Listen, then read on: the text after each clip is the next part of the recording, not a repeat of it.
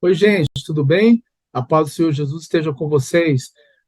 Sejam bem-vindos a mais uma aula do nosso curso Apocalipse, versículo por versículo, e hoje estudaremos o capítulo 3, versículo 8, e o faremos em duas partes. Então, inicialmente, vamos fazer uma introdução desse versículo 8. E aí, o versículo começa dizendo, ó, e adorá-la-ão todos que habitam sobre a terra. Quem vai ser adorada? A besta que nós já falamos no versículo anterior, que vocês já sabem que é o anticristo. Então, gente, o anticristo em si, ele vai conseguir uma fidelidade, obediência tamanha, né, que as pessoas vão se dedicar de fato a cultuá-lo. E tem alguns comentaristas que falam que principalmente essa lealdade, fidelidade a ele, virá dos mais jovens. Por quê? Ele vai vir oferecendo uma esperança de uma nova vida, sabe? De uma perspectiva diferente. Então, esses mais jovens serão assim, vamos dizer assim, serão radicais, aliás, e muito fiéis em cultuá-lo. Então, essas pessoas são aquelas que não têm o seu nome escrito, vamos dizer assim, no livro da vida. E eles estão caminhando para a destruição conforme a besta está indo. Vamos para Apocalipse, capítulo 17, versículo 8, que fala aí, ó. A besta que viste era e não é. Está para emergir do abismo e caminha para onde, gente? Para a destruição. E aqueles que habitam sobre a terra. Então, aqueles que habitam, que não são fiéis a Jesus Cristo, não, né, que não vão, vamos dizer assim, se entregar a Ele, esses também vão caminhar para a destruição. Agora, é importante a gente ler ali, ó, cujos nomes não foram escritos no livro da vida desde a fundação do mundo. O que vai acontecer? Eles se admirarão vendo a besta que era e não é, mas aparecerá. Então, pessoal, é importante a gente mencionar isso aqui pelo seguinte: o texto fala claramente aí que o nome dessas pessoas não foram, no passado, né, escritos no livro da vida. A gente tem que entender o seguinte: não foram escritos por conta da sua escolha. Tá? Não é porque Deus destinou elas para isso. Até porque a gente sabe que isso foi feito por meio da presciência de Deus.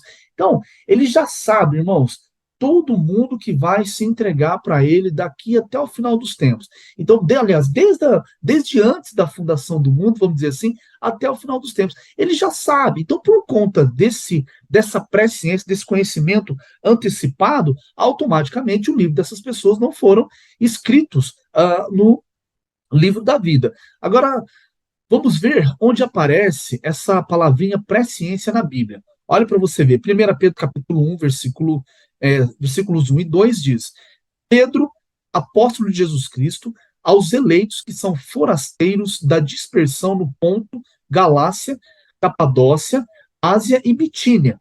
Olha o que diz agora. Eleitos. Eleitos segundo o quê, gente? Segundo a presciência de Deus. Então, essa presciência, ela é, vamos dizer assim, é uma inteligência criadora fora de tempo. Ou seja, Deus já sabe o que vai acontecer, então, automaticamente, algumas decisões já foram tomadas por ele com base na escolha de cada ser humano, tá certo? Então, ele não destinou ninguém para isso, gente. Então, essa presciência, ela significa um sentir antecipadamente, um conhecimento prévio. Olha a palavrinha aí no grego para você ver, ó, tá vendo? É um pressentimento, vamos dizer, uma previsão daquilo que vai acontecer. Então, ele já toma as decisões antecipadamente. É como eu e você. Se nós sabemos, vamos dizer assim, que o preço da gasolina vai aumentar, o que a gente possivelmente vai fazer? Nós vamos encher o tanque de gasolina lá no posto. Então, é isso que o texto está falando, tá? De presciência. Até porque Deus não poderia, irmãos, destinar ninguém para a perdição, vamos dizer assim, porque senão ele vai entrar em contrato com vai entrar em contrariedade com alguns versículos que tem na própria palavra, que você vê alguns deles aí, ó, que são aí, primeiro, 1 Timóteo capítulo 2, versículo 4, que diz lá que o qual deseja que todos se salvem e cheguem ao conhecimento da verdade. Então, se ele destinou alguns para a ira, para a perdição, como é que ele vai desejar agora que todos se salvem? Então você vê que não tem lógica, né? 2 Pedro capítulo 2, versículos 20 e 21, que diz assim: tornou-se-lhe o último estado pior do que o primeiro. E aí o versículo 21 diz: melhor lhes fora não terem conhecido o caminho da verdade, do que conhecendo-o, desviarem-se do santo mandamento que lhes fora dado. Então existe a possibilidade da pessoa se desviar da fé. Tem muita gente que não crê nisso, mas é possível se desviar da fé. O povo de Israel, Deus prometeu para eles que eles iriam entrar na terra prometida. Porém, o que aconteceu no meio do caminho? Eles se desviaram, seguiram para uma outra, fizeram as escolhas erradas e acabou que a maioria deles não entrou e morreu no deserto, tá bom? Então, é possível a pessoa se desviar e não querer mais Jesus, é uma questão de escolha dela, tá? Porém, Deus quer que todos sejam salvos. Vamos para 1 Tessalonicenses, capítulo 5, versículos 9 e 10. Olha o que diz. Porque Deus não nos destinou para quê, gente? Para a ira. Inclusive, versículo este que nós já lemos em outras ocasiões, né?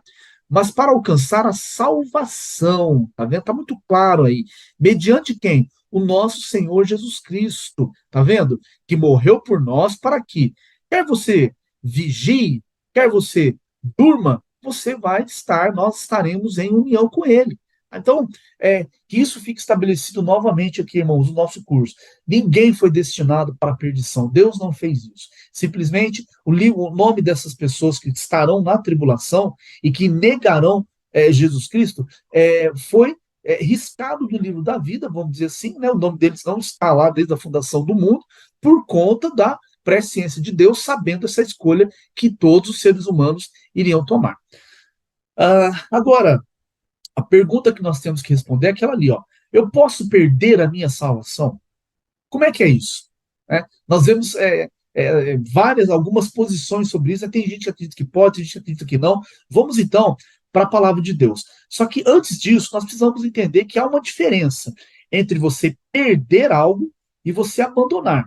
Veja bem, gente, perder é um ato involuntário. Então ninguém perde a salvação. Tá? Já o abandonar é consciente, você faz porque deseja. Olha só. Então, ó, perder significa o quê? Deixar de possuir, de ter a posse de algo. Agora, ali é um exemplo. Perdeu a herança. Alguém perde a herança porque quer? Não, a pessoa perdeu porque algum motivo ela não foi atrás, entendeu? Vamos supor, perdeu a carteira. Ah, ele perdeu porque ele quis. Ah, ele perdeu o celular, perdeu porque quis? Claro que não. Isso é um ato involuntário, tá? Então, olha lá, perdeu o amor, tá vendo? E por último, fala ali, ó, o time perdeu o campeonato. Foi porque quis? Claro que não. Né? Então a gente sabe que tem as exceções de coisas erradas que fazem, etc, etc. Mas eu não estou falando disso. Eu estou falando pensando no jeito correto de como as coisas acontecem. Um time não perde o campeonato porque ele quer. Perdeu porque foi um ato involuntário. Jogaram até, né, se esforçaram até o que puderam para ganhar, mas não foi possível, tá bom? Então, ninguém perde a salvação. As pessoas que vamos dizer, as pessoas que se desvinculam dela, elas abandonam a salvação. Por quê? Porque o abandonar é um ato mais consciente. Olha aí, ó. Eu deixo, por exemplo, de estar no local da vida porque eu quero fazer isso. Eu simplesmente não quero lá. Aí você vê, não quero estar lá. Aí você vê aí, ó, o cantor abandonou o show no meio. Então, tá vendo? Ele desistiu, falou: não, eu vou embora, eu tenho outra coisa para fazer, ou sei lá, ou passou mal, seja lá o que for. Ele saiu e foi embora. Então, fez com plena consciência daquilo que estava dizendo. E depois, ó, abandonar os filhos à própria sorte. Então, abandonar é um ato voluntário, eu faço porque eu quero. Tá? Então, todos que desistem da fé, eles estão abandonando a fé. Você não está perdendo. Tá bom? Então, primeiro aspecto é isso daí, a gente saber a diferença do que é perder, do que é abandonar. É a mesma coisa que as pessoas estão na igreja, que vão entregar o dízimo, que você vê o pessoal falando, né? Ah, nós vamos dizimar. O que é dizimar, gente? Dizimar é você chegar e, ó, cortar. Depois você pesquisa um dicionário para você ver. Na verdade, nós não vamos dizimar na igreja, nós vamos entregar os nossos dízimos e as nossas ofertas. Então é diferente, tá bom? Então nós precisamos também dar uma olhada no português antes de nos posicionarmos sobre determinadas questões da palavra. Então, a gente vai no português, no significado, a gente vai nos textos originais e por aí vai, tá bom? Maravilha, gente. Então, um cristão nascido de novo, ele pode perder a salvação, meu irmão? Ou, né, perder ele não pode. Mas ele pode abandonar essa salvação? Sim, nós sabemos que ele pode. Agora, veja bem, como que eu tenho certeza de que eu estou salvo? Por que é importante responder essa pergunta? Muita gente hoje na igreja evangélica, está na igreja há um bom tempo, a pessoa fala, ai, tomara que Deus me salve, ai, eu não sei se eu vou ser salvo e tal. Então tem muita gente que não tem certeza da salvação, isso é um equívoco. Vamos começar vendo alguns versículos aqui para que a gente possa esclarecer sobre esse tema. Romanos capítulo 8, versículo 1 diz, ó, portanto agora, nenhuma condenação há. Para quem que não tem condenação, gente? Para aqueles que estão em Cristo Jesus, certo? O que significa estar em Cristo Jesus? Você entregar os seus caminhos, a sua vida para Ele e começar a seguir os princípios da palavra. Então, só agora não tem condenação, porque antes tinha. Por que que tinha? Porque todos pecaram e destituídos estávamos, né? Ou estamos, aquele que não entregou para Jesus, ele está. Todos pecaram e destituídos estão da glória de Deus. Romanos 3, 23. Já que estão destituídos, eles automaticamente são inimigos de Deus. Todos aqueles que não entregaram sua vida para Jesus Cristo ainda são inimigos de Deus. Tiago capítulo 4, versículo 4. Aqueles que são amigos do mundo, ou seja, aqueles que têm intimidade com o mundo, constituem-se inimigos de Deus. Para que isso fosse desfeito, para que isso seja desfeito, nós precisamos praticar João capítulo 1, versículo 12. Mas a todos os quais o receberam, deu-lhes o direito de serem feitos filhos de Deus. Depois ele continua falando, né? Filhos não da vontade do homem, nem da carne e tal, etc, etc. Tá bom? Então a gente, a partir do momento que eu recebo Jesus como Senhor e Salvador, eu recebi também, eu ganhei o direito de ser filho de Deus.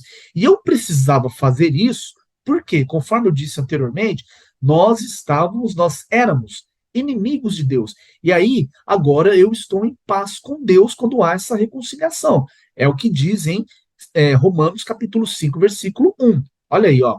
Sendo, pois, justificados pela fé, o que, que eu tenho agora? Eu tenho paz com Deus. Entendeu? Essa palavrinha paz aí no original, ela significa paz que ocupa todo o espaço e prevalece.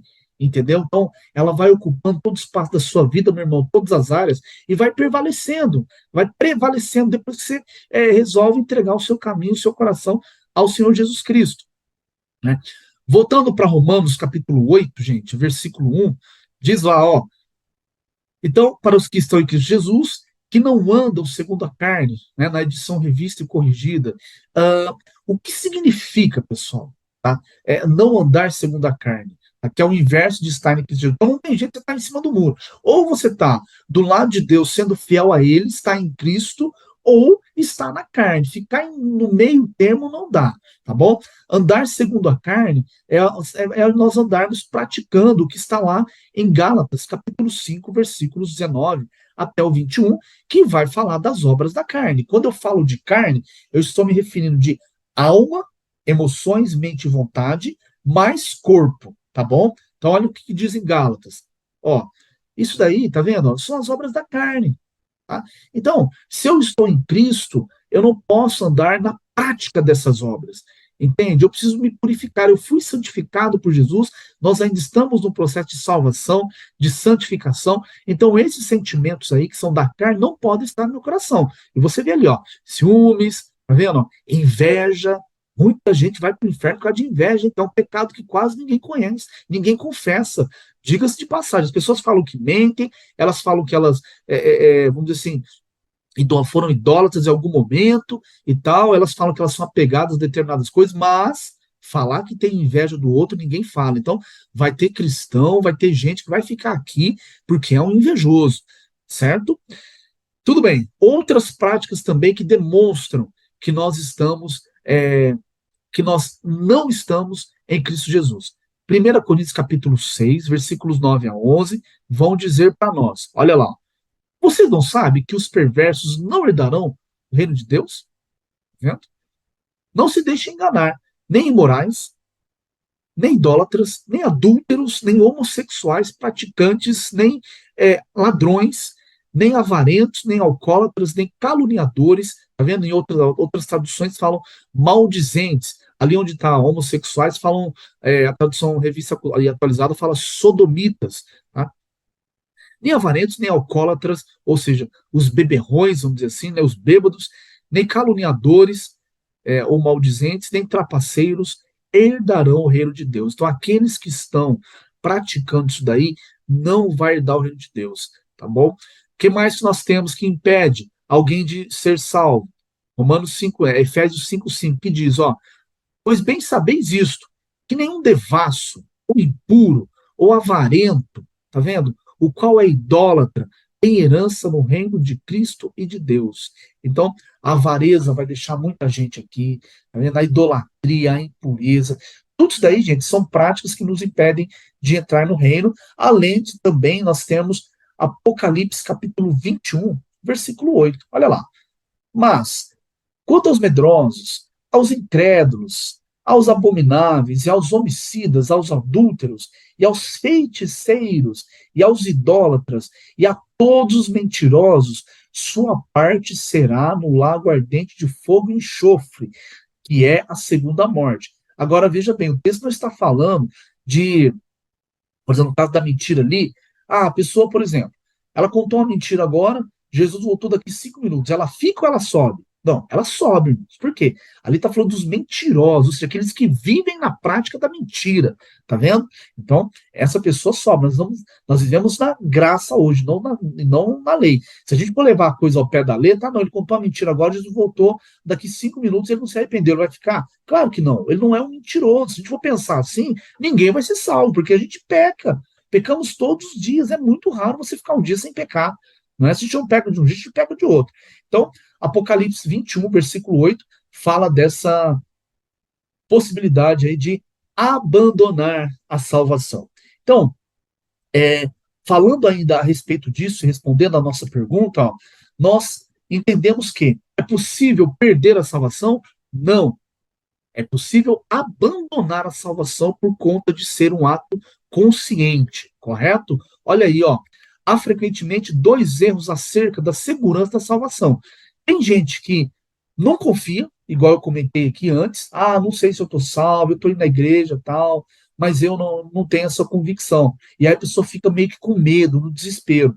E por outro lado, tem aqueles que têm uma excessiva confiança que fala, ah, não, eu já fui predestinado para ser salvo, eu vou na igreja e tal, então não precisa esquentar tanta cabeça com isso. Enfim, ele leva uma vida mais leve, entendeu? Um pouco assim, é, menos dedicada à obra de Deus, tá? Então, a gente precisa chegar, nós já chegamos aqui num consenso e vamos reforçar isso. Então, ó, olha ali a pergunta do lado direito do slide. Você tem certeza da sua salvação?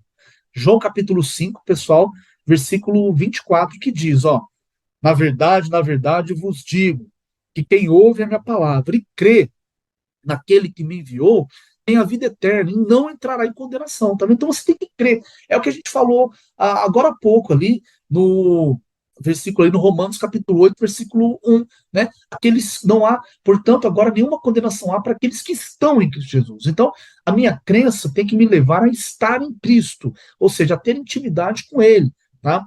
Então, é, e crê naquele que me enviou, tem a vida eterna e não entrará em condenação, mas passou da morte para a vida. Então a pessoa está lá no mundo, ela se entrega para Jesus, ela pratica João capítulo 1, versículo 12, recebe o direito de ser filho de Deus, então ela sai da onde?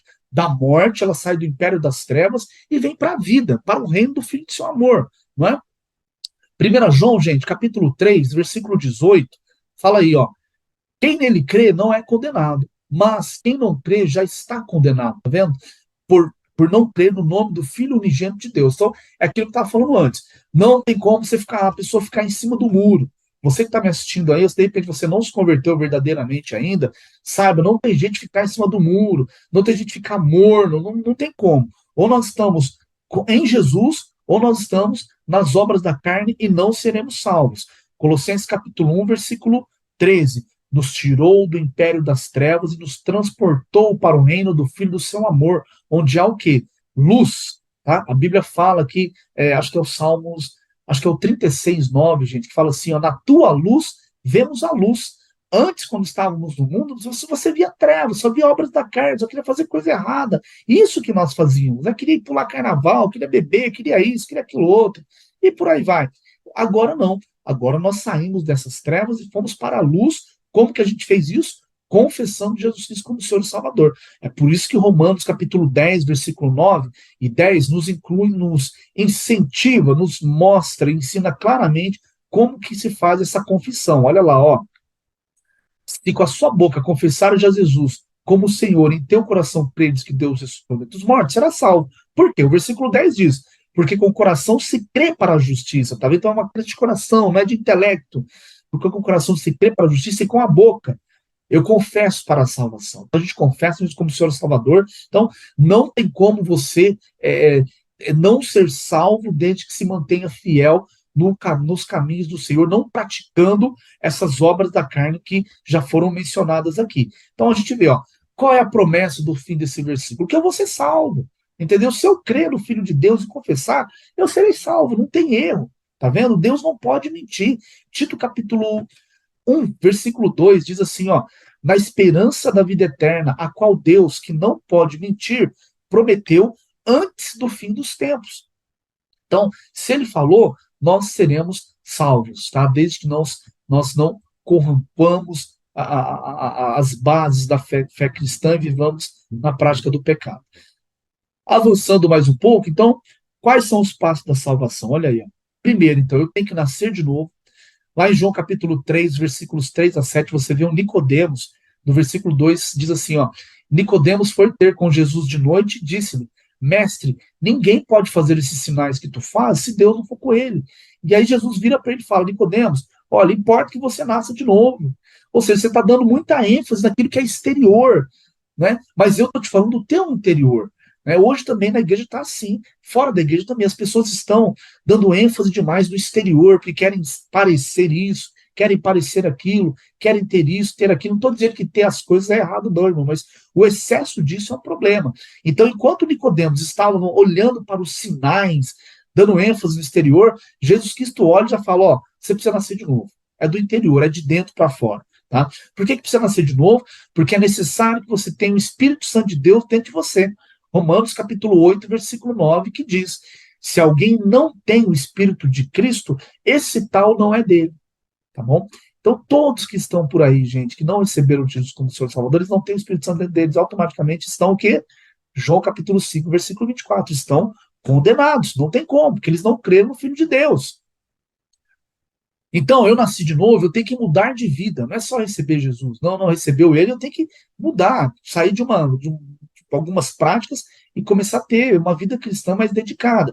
Por isso que Romanos capítulo 6, versículo 4 diz, fomos sepultados com ele quem? Com Jesus, na morte pelo batismo, a fim de que, como Cristo ressuscitou dentre os mortos pela glória do Pai, assim vivamos em novidade de vida, entendeu? Então, a sua vida, meu irmão e minha irmã, a sua vida tem que ser uma novidade a partir de agora. As coisas velhas já passaram, isso que tudo se fez novo. É isso que fala ali em 2 Coríntios, capítulo 5, versículo 17. Então, as práticas do velho homem, elas vão desaparecendo da nossa vida à medida que as trevas vão saindo e a luz vai entrando. Romanos capítulo 6, versículos 22 e 23 dizem, 22 fala assim, mas agora, libertados do pecado, tendes o vosso fruto para... Libertados do pecado e feitos servos de Deus, tendes o vosso fruto para a santificação e, por fim, a vida eterna. Por que eu tenho que fazer isso? Porque o 23 fala, porque o salário do pecado é a morte, mas o dom gratuito de Deus é o que, gente? A vida eterna. Tá bom? Então, mudança de vida. Tem muita gente hoje que está na igreja só de fachada, entendeu? Ele não mudou de vida ainda, ele não se converteu.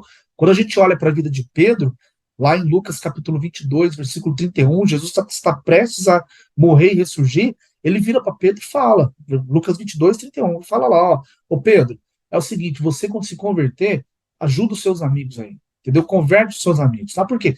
Pedro, apesar de ter andado ali quase 3 anos com Jesus, ainda não era convertido, irmãos. Né? Então, isso está cheio de gente na igreja hoje. E aí, eu tenho que, então, depois que eu fiz esses 2 primeiros passos, eu preciso crer e viver numa realidade de vida eterna, que eu vou passar minha vida com Cristo. João 17,3 diz assim, ó, ora, a vida eterna é essa, que conheçam a ti, o único Deus verdadeiro, e a Jesus Cristo a quem enviaste. Pronto, conheceu, está nele, não está nas obras da carne, automaticamente você vai para a vida eterna. O teu passaporte está o quê? Carimbado para morar com Cristo, para morar com Deus. 1 João capítulo 5, versículo 13, diz aí, ó, essas coisas vos escrevi para que saibais que tendes o quê? a vida eterna, e para que creiais no nome do Filho de Deus, Jesus Cristo.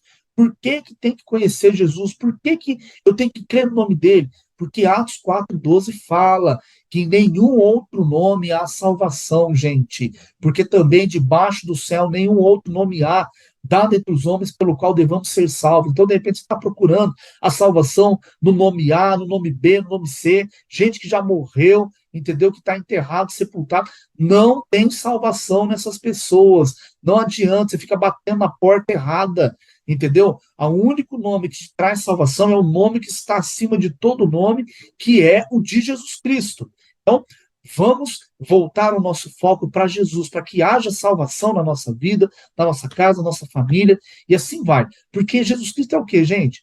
O caminho, a verdade e a vida. João capítulo 14, versículo 6, não tem outro caminho. Pensa, reflete comigo, quantos caminhos na sua vida, de repente você já percorreu, procurando salvação, procurando paz, procurando preencher aquele vazio, e você nunca encontrou, só encontrou depois que você se entregou para Jesus Cristo. Né? Então, eu encerro essa aula por aqui, tá joia? Obrigado mais uma vez vocês que me acompanharam. Eu não posso deixar de fazer aquele convite especial para você que está me assistindo, que ainda não entregou a sua vida para Jesus Cristo, entendeu? Você tem que fazer o quê?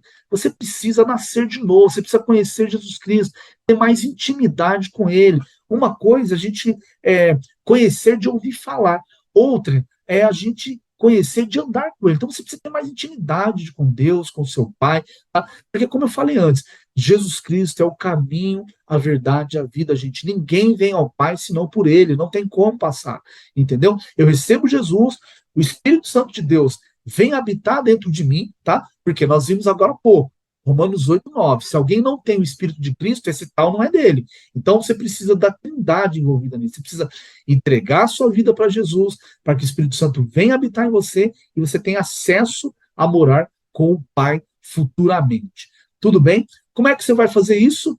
Procurando uma igreja evangélica mais próxima da sua casa, entende? Procura um líder espiritual, fala para ele que você quer se entregar para Jesus Cristo, que você quer ter uma nova vida, que você quer andar em novidade de vida, conforme Romanos capítulo 6, versículo 4. Comece a frequentar os cultos e estude a palavra de Deus. Caso você não queira ir numa igreja porque você tem vergonha, enfim, procure para ver se tem algum culto em algum evangélico em alguma casa, perto de onde você mora, alguém está estudando a palavra, está pregando ali, você começa a ir ali. O importante é o quê? Entregar a sua vida para Jesus, para que você seja salvo.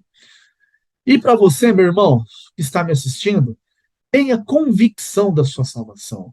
Por quê? Se você não está em nenhuma dessas obras que nós mostramos aí, ó, Apocalipse 21:8, as obras da carne, Gálatas 5:19-21, Efésios 5:5, 1 Coríntios 6:9-11, meu irmão, pode ficar tranquilo que você vai ser salvo, não tem erro, entende? Fale com convicção, olha, Jesus Cristo pode voltar agora que eu estou salvo, eu estou tranquilo, eu não tenho problemas com isso. Tem muito cristão na igreja hoje que não tem certeza da salvação dele. Então você precisa estar convicto, meu irmão. Como é que você vai pregar para alguém uma coisa que você mesmo tem convicção de que tem?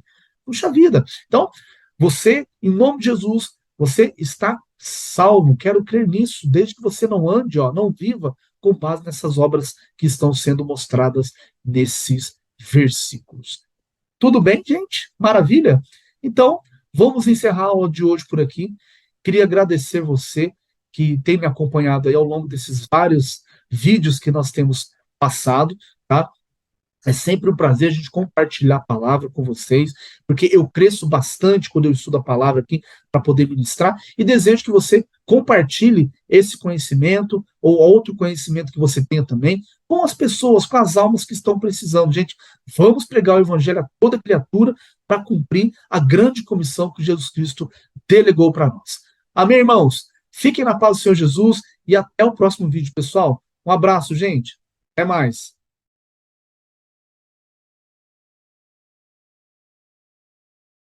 Oi, gente, tudo jóia? A paz do Senhor Jesus. Vamos continuar com o nosso estudo do curso Apocalipse, versículo por versículo. Você é bem-vindo a mais uma aula. Hoje continuaremos no versículo 8 do capítulo 13 e finalizaremos a aula no versículo 9. Pois bem, Na aula anterior, nós respondemos essa pergunta que vocês estão vendo aí. A gente viu, então, a diferença do abandonar para o perder. A gente falou que ninguém perde a salvação, simplesmente você abandona porque perderam um ato involuntário, e abandonar a gente faz conscientemente. É, aí a gente lemos aí a primeira parte do versículo, né, falando que o anticristo vai conquistar uma adoração e fidelidade ímpar para ele, e aí nós falamos que aqueles que vão adorá-lo são os que não estão com o nome escritos no livro da com o nome escrito no livro da vida desde a fundação do mundo. Vamos ficar mais um pouco ainda nessa expressão aí, tá? Lembrando que a gente falou também que esse não estar escrito no livro da vida é, antes da fundação do mundo significa que Deus fez isso pela presciência. Como é que Deus já sabe que essas pessoas não, como é que Deus já não escreveu o nome deles? Porque já sabia que que eles não iriam ser salvos devido às escolhas que iriam fazer ao longo da sua trajetória aqui na Terra. Então nós vimos que essa presciência é uma inteligência criadora fora de tempo que é exclusiva de Deus. A gente citou alguns versículos aí, tipo 1 Timóteo capítulo 2, versículo 4, o qual deseja que todos se salvem e cheguem ao conhecimento da verdade. Então Deus não predestinou ninguém para ser salvo, uma vez que ele aqui mesmo, 1 Timóteo, pede para que ele deseja que todos sejam salvos. Muito bem, gente. Vamos continuar então nessa mesma expressão, ó. Aqueles cujos nomes não estão escritos no livro da vida. Então, não estão escritos. Por que, que não estão escritos?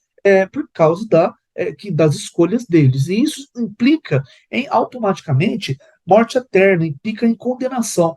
Apocalipse capítulo 21, versículo 7, fala do vencedor. Né? O vencedor, Deus vai ser por pai dele. Né? Aqueles que vencerem a morte eterna. Tá? Aí a gente percebe, então, Êxodo capítulo 32, versículos 32 e 33, que Moisés, lá atrás, já falou desse livro, tá vendo?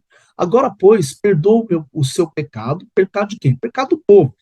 Se não, risca-me, peço-te, do teu livro. Olha que interessante, gente. Moisés já sabia disso, que tens escrito. Então disse o Senhor a Moisés: aquele que pecar contra mim, a este, o que eu vou fazer? Eu vou riscar do meu livro, ou seja, aquele que viver na prática do pecado, aquele que viver de uma forma que não glorifica o nome do Senhor, esse daí será riscado do livro dele. E nós vemos também Filipenses capítulo 4, versículo 3, olha o que diz. E peço-te também a ti, meu verdadeiro companheiro, que ajudes essas mulheres que trabalham comigo no Evangelho. O apóstolo Paulo deu um destaque aqui para as mulheres, né, dando a importância delas na contribuição aí da expansão do reino. Hoje em dia as igrejas ainda são um pouco machistas, não é verdade? Tem gente que não acredita em chamado pastoral feminino. Isso é uma crença que não tem lógica, entendeu? Deus não iria discriminar as mulheres dessa forma, tá? Mas graças a Deus que tem as denominações que acreditam e que impulsionam o chamado pastoral feminino, e não só o pastoral, mas outros também daqueles 5 dons ministeriais: apóstolo, profeta, mestre, evangelista, enfim. Então o apóstolo Paulo destaca elas aqui, falando também de um homem chamado Clemente, que era aí um dos seus cooperadores, e falando e encerrando aqui o versículo dizendo que os nomes dessas pessoas estão escritos no livro da vida. Então, por que, que o apóstolo Paulo falou isso? Gente, devido à consciência e o conhecimento que ele tinha da vida desses homens e mulheres que o ajudavam, eram pessoas dedicadas. Você imagine, caminhar ao lado de um apóstolo Paulo, meu irmão, não deveria ser fácil. Uma pessoa de oração, dedicada, firme na palavra, perseverante. Já precisa caminhar do lado do homem desse aí, que jejua bastante, que ora, que Deus fala com ele direto. Imagina. Então, essas mulheres e o Clemente não eram pessoas assim, vamos dizer assim, abaixo da média, não. Era gente séria no evangelho que estava com o apóstolo Paulo. Caso contrário, ele não ia aceitar. Tanto é que teve um momento lá que ele até pediu para o João Marcos ir embora, e na realidade, nesse momento, ele se enganou, né? Porque lá na frente ele reconhece. Mas isso é uma outra história. Então, o nome deles aqui não estão escritos no livro da vida. Tá? E Apocalipse, onde mais que aparece essa expressão? Apocalipse capítulo 3, versículo 5, vai falar do livro da vida. O vencedor, tá vendo? Existe algo que nós precisamos vencer, gente, uma batalha, tá bom? Então, há uma batalha a ser vencida para que o nosso nome permaneça no livro da vida e a gente seja salvo. Então, o versículo fala: O vencedor será assim vestido de vestiduras brancas, de modo nenhum, tá vendo? Ó, apagarei o seu nome do livro da vida. Pelo contrário, confessarei o seu nome diante do meu Pai, diante dos seus anjos, percebe? Então, é possível ser riscado do livro da vida. Basta a pessoa se desviar da fé, certo? Muito bem. Seguindo aí, olha onde também vai aparecer o livro da vida. Salmos capítulo 69, versículos 27 e 28, dizem: acrescenta-lhes pecado sobre pecado, não os deixes alcançar a tua justiça. Sejam eles tirados, tá vendo? Do livro da vida e não sejam incluídos no rol dos justos. Então, são justos que vão ser salvos e não os pecadores, meu irmão. Então, em outras aulas nós já falamos isso. Você não é um pecador, tá certo? Você é justo. Todos nós fomos justificados, tá certo? Recebeu Jesus, você sai da categoria de pecador. Nós somos justos, nós pecamos, claro, mas fomos justificados pelo sangue do Senhor Jesus e são justos que vão ser salvos. 1 Pedro capítulo 4, versículo 18 diz: se é com dificuldade que o justo se salva, onde comparecerá o ímpio e pecador? Então não tem como, tá? São só os justos que vão ser salvos. Então, recomendo a você que faça um estudo aprofundado dessa questão da justiça de Deus, para você entender o processo que houve para que nós fôssemos justificados. Tá bom? Hoje na igreja você vai ver muita gente orando, falando: ah, Senhor, eu sou pecador, e isso, aquilo. Esquece, meu irmão. Mateus 26:45 diz que Jesus estava sendo entregue na mão dos pecadores, entendeu? E não na mão dos justos, certo? Muito bem. Então, o nome dessas pessoas, você vê que o salmista pede para que sejam tirados do livro da vida, tá vendo? E lá ele já enxergava também os justos. Olha o que diz em Hebreus, capítulo 12, versículo 23. Fala aí, ó. E a igreja dos primogênitos arrolados dos céus, tá vendo? O nome deles está escrito lá. E a Deus, o juiz de todos, e ao espírito de quem? Dos pecadores aperfeiçoados? Não, espírito dos justos aperfeiçoados, tá vendo? Então, nós somos um espírito, temos uma alma e habitamos num corpo. Então, seremos aperfeiçoados depois do arrebatamento. Já estamos sendo, né? Mas lá estaremos na plenitude da perfeição após o arrebatamento. Corpo glorificado, enfim, mente transformada, tudo isso, né? Voltando aí para o Apocalipse, capítulo 13, versículo 8, você vai ver que o versículo fala, então, do livro da vida, gente, do cordeiro que for morto antes ou desde a fundação do mundo. Maravilha. Olha para você ver. Desde, gente, Abel, até João capítulo, Abel em Gênesis 4:4, que morreu lá, e João capítulo 1, versículo 29, todos os cordeiros que foram mortos ali, eles apontavam para o sacrifício de Jesus Cristo que faria ali na frente, lá na frente, aliás. Pensa, de Abel até Jesus tem muito tempo, não é? De Adão a Jesus são 4.004 anos. De Abel até ele, eu não sei te dizer, mas um pouco menos, mas é muito tempo ainda. Então, a obra redentora, irmãos, de Jesus é o tema central da Bíblia. Tá? Então, o cordeiro que foi morto desde a fundação do mundo, tá? Então, esses sacrifícios foram tipificando ele ao longo do tempo. E olha para você ver o que está escrito lá em 1 Pedro, capítulo 1, versículos 19 e 20. João, capítulo 1, versículo 29 diz: eis o Cordeiro de Deus que tira o pecado do mundo. Não é? Vamos lá para 1 Pedro. Fala aí, ó. Mas pelo precioso sangue de Cristo, como de um cordeiro sem mancha e defeito, conhecido antes do que, gente? Da criação do mundo e revelado nesses últimos tempos em favor de vocês. Que versículo maravilhoso, meu irmão. Que versículo fantástico esse daí. Nossa, fala muito claro da redenção, da salvação, o porquê Jesus veio, que ele foi morto desde lá de trás, não é verdade? Então, como eu disse antes, a obra central, né, o tema central da Bíblia, é aquilo que Jesus Cristo fez, tudo apontava para ele. Agora, veja bem aí, ó, aquilo que ele fez em favor de nós, é revelado nesses últimos tempos, em favor de vocês. Romanos capítulo 5, versículos 10 e 11, que diz, ó, se quando éramos inimigos de Deus, fomos reconciliados com ele mediante a morte do seu filho. Lembra que na outra aula eu citei o Tiago 4:4, falando que aqueles que são amigos do mundo são inimigos de Deus. Então, antes de nós sermos salvos, né, de entregarmos a nossa vida para Jesus, nós éramos inimigos de Deus. Romanos aqui só vem confirmar isso. Olha lá. Se quando éramos inimigos de Deus, fomos reconciliados com ele mediante a morte de seu filho, quanto mais agora, tendo sido reconciliados, seremos salvos por sua vida. Tá vendo? Então, pessoal, nós temos que perceber o seguinte: se esse cordeiro, né, foi conhecido aí antes da criação do mundo, nós percebemos o seguinte, que Deus, gente, antes de haver problema, o problema do pecado, ele já tinha a solução, sabe? E conosco acontece assim também. Meu irmão, aquele problema que você está vivendo, que você está pensando nele aí, saiba que Deus já providenciou a solução. Nós passamos cada situações desafiadoras, mas ele já tem solução antes de haver problema.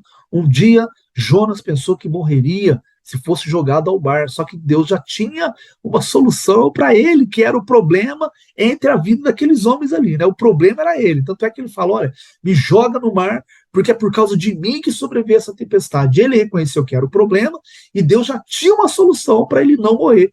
Deus mandou aquele peixe lá, engoliu, e ele ficou 3 dias ali, depois foi solto. Percebe? Para continuar com a sua missão. Então, independente de irmãos, Deus já tem a solução antes de haver os problemas. O cordeiro foi morto antes da fundação do mundo, desde a fundação do mundo, não é?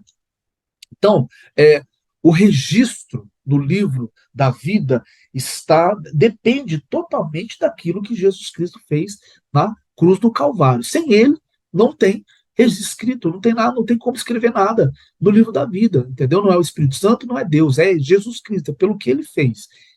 Beleza? Vamos em frente. Olha aí, ó. Então, o livro da vida, o cordeiro que foi morto desde a fundação do mundo. Esse desde a fundação do mundo, nós vemos que acontece 6 vezes aí fora do Apocalipse. Aí eu citei os versículos ali para vocês, tá? Então, depois vocês deem uma olhada nisso. É uma expressão que não aparece muito no Novo Testamento, né? Apenas 6 vezes. Livro da vida, gente, aparece 7 vezes no Novo Testamento, sendo que 6 está só no Apocalipse. Beleza. Vamos avançar aqui, ó. Vamos ler aqui Lucas capítulo 11, que diz, ó: para que desta geração seja requerido o sangue de todos os profetas, tá vendo? Desde quando? A fundação do mundo foi derramado desde o sangue de Abel até o sangue de Zacarias, tá vendo? Então, aquilo que nós estávamos falando, né? Esses homens, Deus já pré-anunciou isso antes da fundação do mundo, a vida deles, o sangue seria derramado para que a Bíblia chegasse até nós, para que a redenção chegasse até nós, para que a salvação, enfim, isso que teve que acontecer. Seguindo, a gente vai agora para Apocalipse capítulo 13, versículo 9. Agora, é importante entender também o seguinte, que essa expressão que nós falamos aqui, ó, tá? Desde a fundação do mundo, a gente percebe que isso indica para nós, gente, que havia salvação, né? Tanto antes, vai haver antes, né? Sempre houve, e também depois, né? Então, essa salvação que veio antes, né? Jesus veio pré-anunciando desde lá de trás, e depois também durante o período da igreja, é o que nós estamos agora, e posteriormente a ele. Só que sem a presença da igreja, vamos colocar assim, né? Vamos dizer assim, as pessoas vão ter que crer no Espírito Santo para que sejam salvas, né? Receber Jesus e crer no Espírito Santo. Muito bem. Seguindo aqui, pessoal, capítulo 13, versículo 9, diz aí, ó: se alguém tem ouvidos, ouça. O que está falando aí, gente? Veja bem, essa expressão é usada aí no contexto das 7 igrejas. Se você observar, você pega lá Apocalipse capítulo 2, lá começa a falar da igreja de Éfeso, depois vai falando lá Esmirna, Tiatira, Filadélfia, sempre, eu acho que quase todas elas lá, o Senhor fala, né? Quem tem ouvidos para ouvir, ouça. Contexto das 7 igrejas do Apocalipse. Então,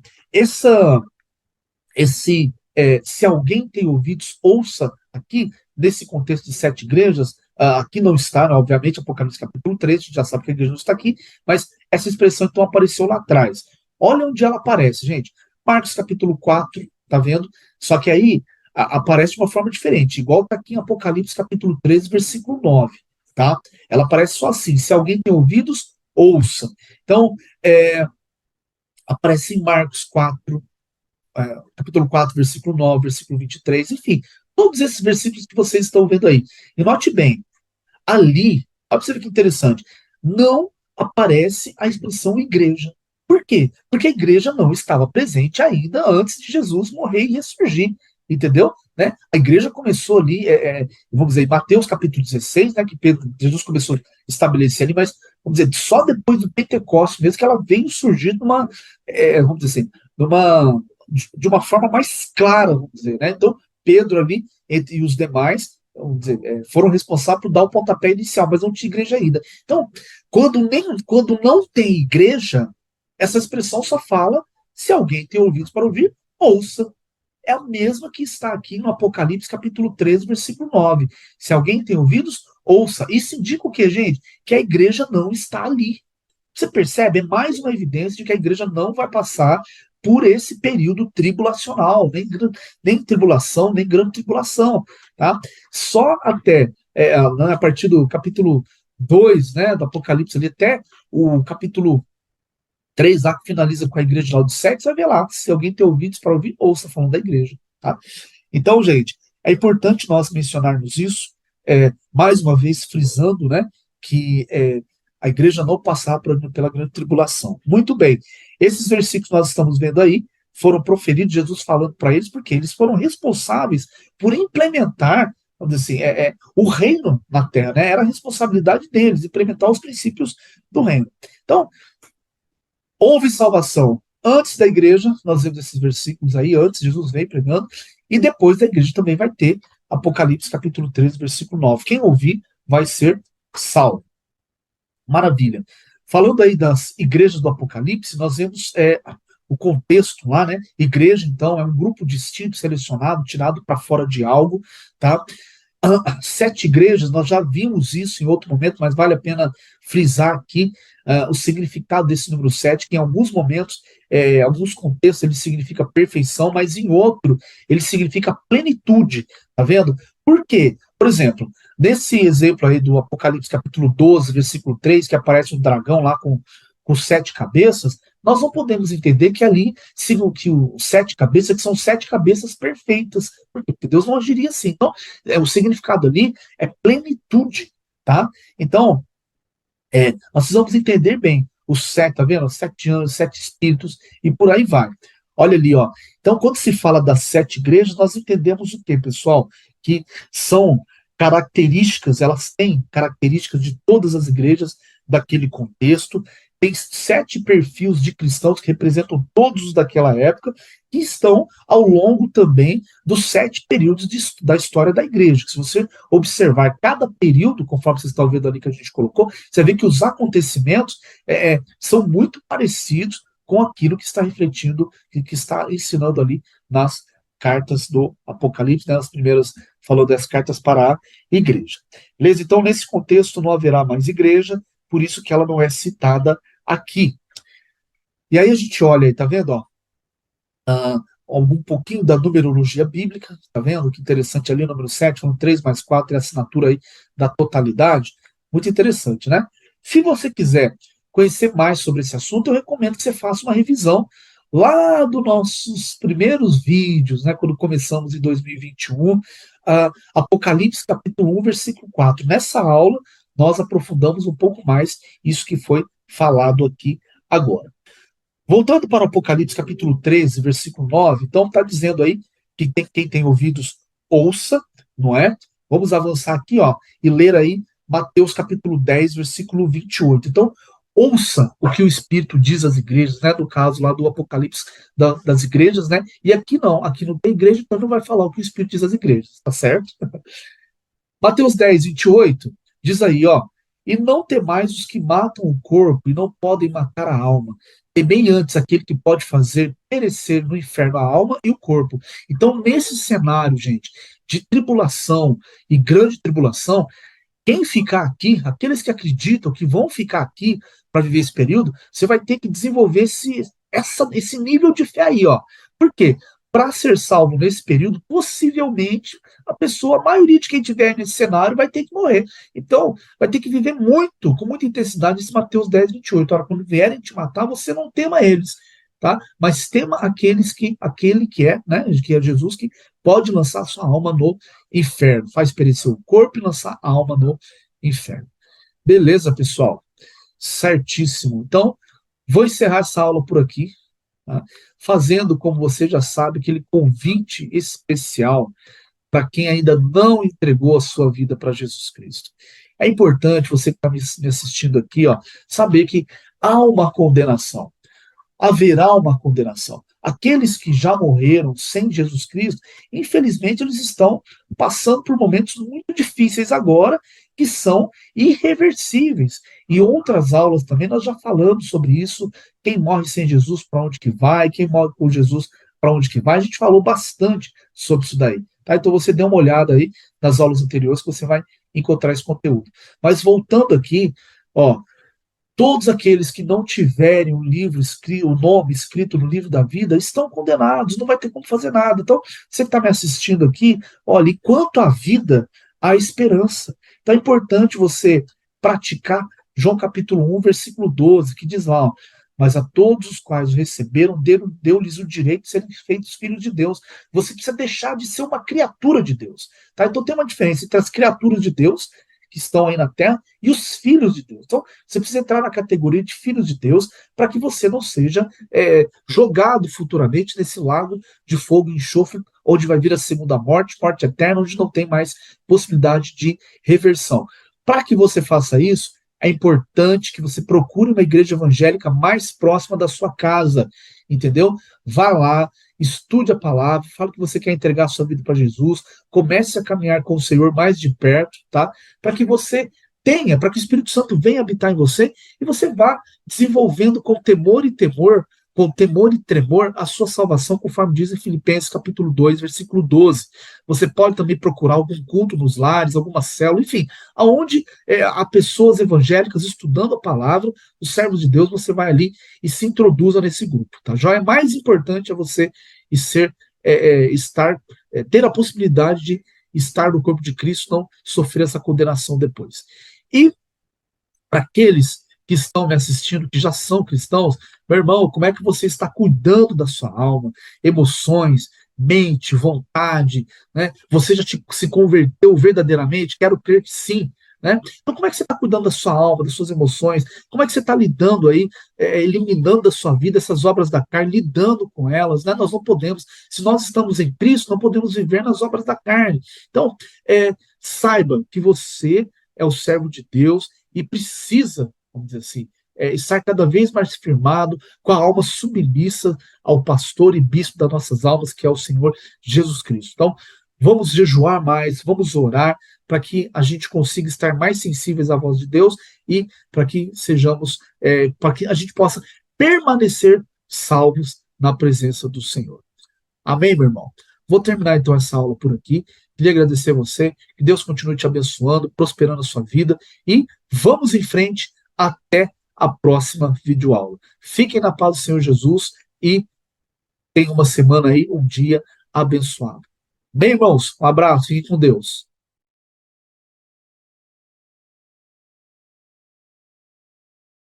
Olá, pessoal. A graça e a paz do Senhor Jesus. Vamos para mais uma videoaula do nosso curso Apocalipse, versículo por versículo, e hoje falaremos dos versículos 14 e 15 do capítulo 13. Pois bem, gente, vocês já sabem que nós estamos falando a respeito das bestas do Apocalipse, e essa última que estamos conversando aqui é a besta que subiu da terra, também conhecida como falso profeta. Gente, no capítulo 13, versículo 14, começa falando assim, ó, que essa besta que subiu da terra, pessoal, seduz os que habitam sobre a terra. Agora, veja bem, o objetivo do anticristo, do diabo, do falso profeta, vamos dizer assim, atrair e levar consigo para a destruição o maior número de pessoas possível.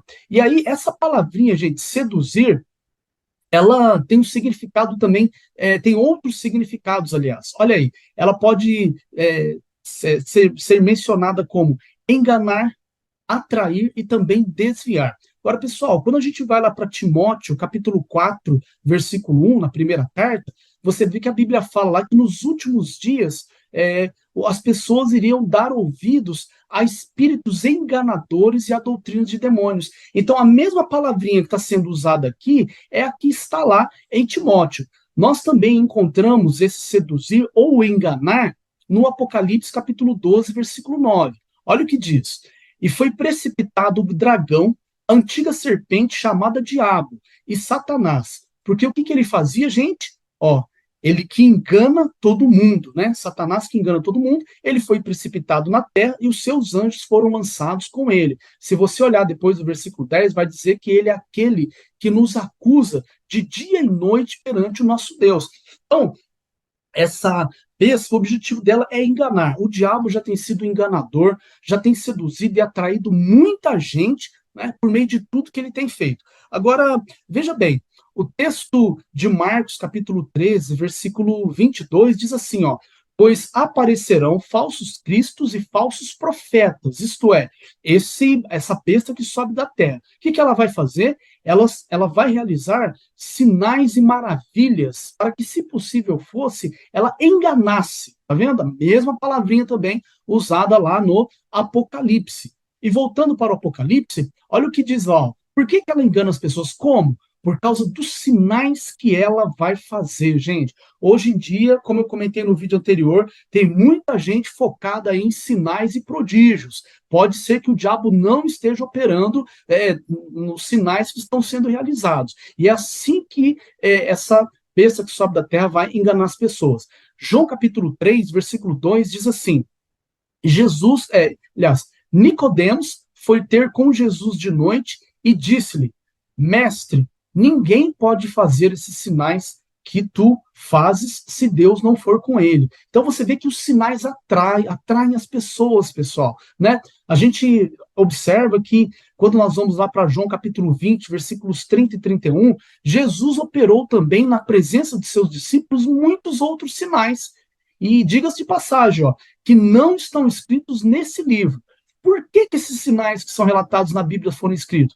Para que creiais que Jesus é o Cristo, o Filho de Deus, e para que mais? Para que tenhais vida em seu nome. Então, os sinais atraem, gente, os sinais fazem com que as pessoas sejam seduzidas, vamos dizer assim, né? Então, uma das estratégias que Jesus mais usou foi evangelismo, cura e libertação. Onde ele estava, acontecia um sinal. Por quê? Para dar oportunidade para que as pessoas se aproximassem e conhecessem de fato o verdadeiro poder de Deus. Então, e identificasse-o também como tendo filiação divina, entendeu? Como alguém que tinha e tem a autoridade messiânica, ou seja, ele era o filho de Deus mesmo. Então, aí mesmo assim, as pessoas vendo sinais e prodígios e tal, muitos não creram nele. E hoje também está acontecendo a mesma coisa. Você quer ver sinal e algum prodígio, alguma maravilha? É só ligar a televisão que você vai ver Jesus operando. Mas tem pessoas hoje, a grande maioria, que não acredita, sabe? Então, nesse cenário vai ser a mesma coisa. Agora, acreditar em Jesus significa ter vida no nome dele, porque a palavra dele é o quê, gente? É eficaz. Então, tudo que o Senhor faz, quando sai uma palavra da boca dele, saiba, ele vai fazer mais do que nós estamos pensando. Qual é a diferença do eficiente e o eficaz? O eficiente faz a funcionário eficiente, por exemplo, ele faz aquilo que foi mandado, cumpre o horário, tudo direitinho, faz tudo que é uma maravilha, tudo certinho. Já o eficaz, ele vai mais além. Entendeu? Ele se interessa, ele tem um comportamento empreendedor dentro da empresa, ele enxerga o negócio como se fosse o dono, como se o negócio fosse dele. Então, a palavra de Deus é eficaz, isto é, ela vai além. É por isso que em Hebreus 4:12 fala que a palavra de Deus é viva e eficaz. Ela separa juntas, medulas, espírito, alma, enfim. Ela é mais penetrante do que uma espada, né, de dois gumes.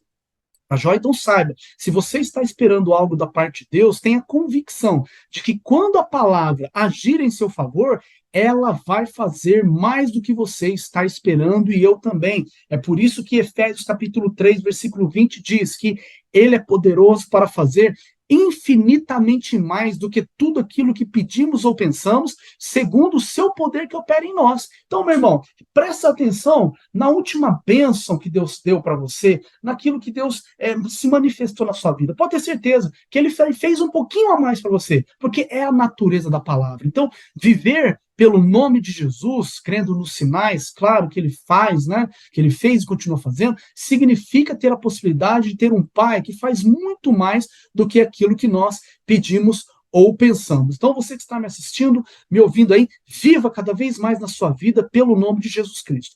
Voltando para Apocalipse, capítulo 13, gente, versículo 14, diz assim, ó, então, por causa dos sinais que ela fazia, né?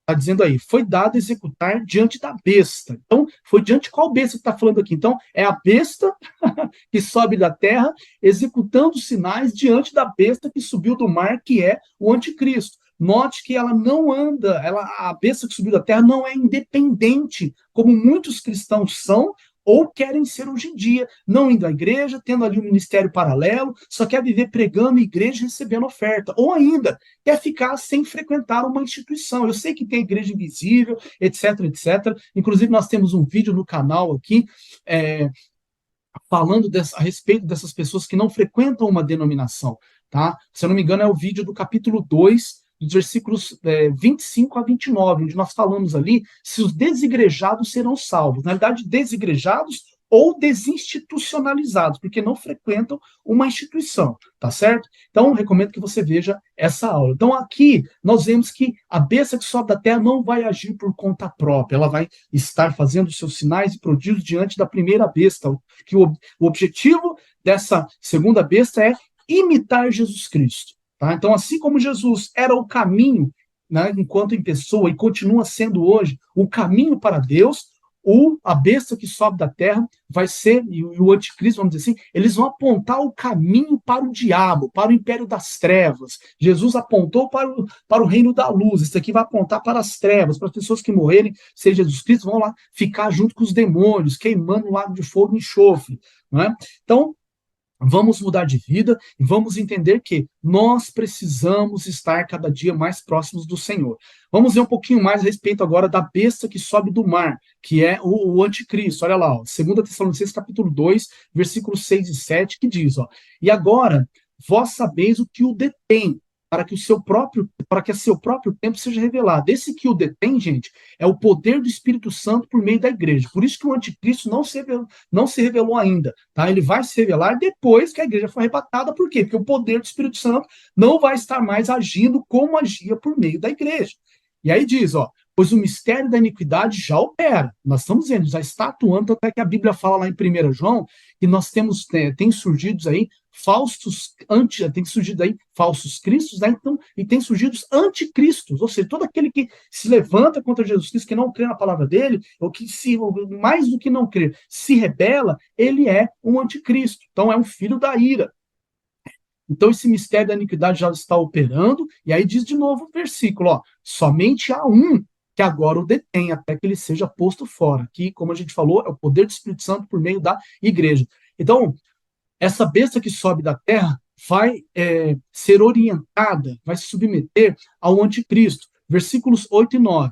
Então será de fato revelado o iníquo, besta que sobe do mar, a quem o Senhor Jesus vai fazer o quê? Matar com o sopro da sua boca, pela manifestação da sua vinda. E aí vai falar, ó, ora, o aparecimento desse iníquo é segundo a eficácia de Satanás, com todo o poder, sinais e prodígios. Então, o anticristo vai fazer isso, e ele vai dar também essa possibilidade para a besta que sobe da terra, gente. Então, precisamos discernir isso, os sinais estão ocorrendo, tem sinais que são de Deus, tem sinais que são de diabo, mas depois do arrebatamento da igreja, isso vai ficar mais intenso, aliás, porque a trindade satânica vai estar agindo aqui de uma forma bem contundente. Avançando para os versículos 10 a 12 do 2 Tessalonicenses, diz aí, ó, e com todo engano da injustiça aos que perecem. Por que eles perecem? Porque não acolheram o amor da verdade para serem salvos. Ah, mas eles perecem porque Deus destinou eles para a ira? Claro que não. Eles não acolheram por conta própria, decidiram não receber esse amor da verdade que está disponível. Entende? Então não tem esse negócio, não, Deus predestinou uns para salvação, outros para condenação eterna. Isso aí, meu irmão, se você esquece, é doutrina furada, respeitosamente, tá? Então, aqui, ó, eles não foram salvos porque não acolheram o amor da verdade para que isso acontecesse. É por esse motivo, tá vendo? Pois que Deus lhes manda a operação do erro. Então, vocês vão cair no erro. Já que vocês não querem a verdade, não querem o acerto, vocês vão cair no erro. Como que vocês vão cair no erro? Porque vocês vão dar crédito à mentira. João capítulo 8, versículo 44, diz que o diabo é o pai da mentira. Então, todos aqueles que o seguem são filhos da mentira, dão crédito à mentira. E aí diz, a fim de serem julgados, todos quantos não deram crédito à verdade. Antes, pelo contrário, deleitaram-se com a injustiça. Injustiça, aliás. Nós vivemos num cenário que muita gente está se deleitando com a injustiça, sabe? Tem gente que gosta de fazer injustiça com os outros, né? Tirar proveito da situação. Ah, não, vou pensar em mim, vou fazer para mim, eu tenho que ver o meu lado, etc, etc. E nisso, muitos estão sendo injustiçados. Então, o falso profeta vai seguir a mesma linha do anticristo, que vai estar submisso ao dragão, que é o diabo. Apocalipse 13, 14 ainda, nós vemos que diz assim, ó, dizendo aos que habitam sobre a terra, façam uma imagem à besta. Imagem para quê? Para representar, pessoal, o sistema de governo dele. Então, isso aqui o apóstolo João está se mencionando, está fazendo menção também, ao contexto em que ele vivia. Por quê? Durante o culto que era realizado para os imperadores, os sacerdotes colocavam imagens, né, e faziam os homens adorarem, forçavam, eles eram forçados a adorarem. E aqueles que não adoravam, como os cristãos, eram mortos. Tentaram colocar essa idolatria, né, essa forma de culto no templo de Jerusalém, e os cristãos não aceitaram. Então, aqueles que não se submetiam a isso eram o quê? Perseguidos e mortos, porque eram também considerados como traidores do império, visto que eles não se submetiam, não respeitavam, né? Ou seja, não aprovavam a religião oficial do Império Romano, que era essa idolatria ferrenha que que a gente tem falado. Então, gente, hoje em dia não está muito diferente. O cenário é o mesmo, os sinais, muito parecido, aliás. Os sinais estão acontecendo, muitos estão negando Jesus, tá certo? Tem aqueles que são fiéis ao diabo, que são aqueles que seguem o satanismo, né, que se declaram aí satanistas, então são fiéis ao diabo e estão fazendo a obra deles para poder levantar o império das trevas, não é verdade? Então nós precisamos pregar essa palavra para que as pessoas recebam a luz, para que as pessoas desejam estar conectadas, vamos dizer assim, estarem vinculadas ao reino da luz, que é o do Filho do seu amor, ou seja, de Jesus Cristo. Colossenses capítulo 1, versículo 13, diz que ele nos tirou do império das trevas e nos transportou para o reino do Filho do seu amor. O que mais aí falando da besta? Olha lá. Então, façam imagem à besta. Então, essa imagem vai ser o quê? Aquela besta que é o anticristo. Vão fazer uma imagem, sei lá, uma estátua, alguma coisa. Aí está dizendo, ó, essa imagem é para aquela que foi ferida à espada e sobreviveu. Isso daqui nós já trabalhamos em outros vídeos. Eu falei para vocês as possibilidades, né? Mostro elas no slide novamente, tá vendo? Aqui possivelmente ele estará imitando a morte e ressurreição de Jesus, certo? Agora, pode acontecer também, né? Nós falamos aí, isso pode ser depois do milênio, pode ser algo que aconteceu em 1929, enfim, tá? Recomendo que vocês examinem tudo, retenham o que é bom e vá pesquisar para que tenham uma posição para saber conversar com quem te perguntar. Maravilha, gente? Aí vocês façam uma revisão, ó, do capítulo 13, versículos 3 e 4, e vocês vão encontrar esse slide que eu mostrei agora com esse conteúdo que foi disponibilizado em relação a essas possibilidades. Lá nós falamos um pouquinho mais a fundo para que você tire as suas conclusões e chegue a uma convicção, tá bom? Maravilha. Mais um versículo vamos estudar hoje, que é o 15 do capítulo 13. E ele diz, ó, o que mais que foi dado? Ó? Ele foi dado comunicar, ou seja, fôlego à imagem da besta. Então, essa imagem que vai ser feita, tá vendo? Ó, eles vão ter o poder você percebe? De dar vida para essa imagem. Por quê, pessoal? Para impressionar. Você já imaginou uma estátua? Você tem lá uma imagem, uma estátua, de repente ela começa a falar, começa a se mexer. Pensa nisso. O povo vai acreditar, falar, nossa, não é possível, o anticristo é Deus mesmo, tal pessoa é Deus mesmo, olha, ele é o Messias que a gente estava esperando, olha os sinais que o assistente dele faz, olha o que está sendo pregado, ele prega e faz sinais poderosos. Então, vamos adorar essa imagem agora que surgiu, porque ela é a nossa esperança. Esse fôlego que fala aí, gente, é o fôlego de vida, o mesmo que foi dado para Adão em Gênesis capítulo 2, versículo 7, também ele está lá em João capítulo 20, versículo 23, quando Jesus sopra sobre os discípulos o Espírito Santo. Essa palavrinha espírito lá é pneuma, ou seja, é o fôlego da vida. Tá? Não é possível você estar vivo se você não tem um espírito humano dentro de você. Então, Deus soprou a vida.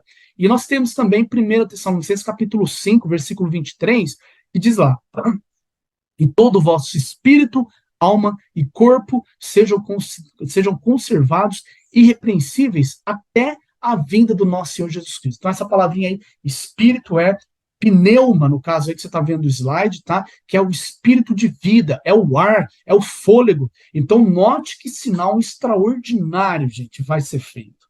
Só não vai se converter mesmo a essa falsa religião que surgirá aqueles que conhecerem o evangelho e falar, não, isso daí está escrito na palavra. Ele ia vir, iria fazer isso daí. Ó, o anticristo se manifestou, a gente já estava sabendo pela Bíblia.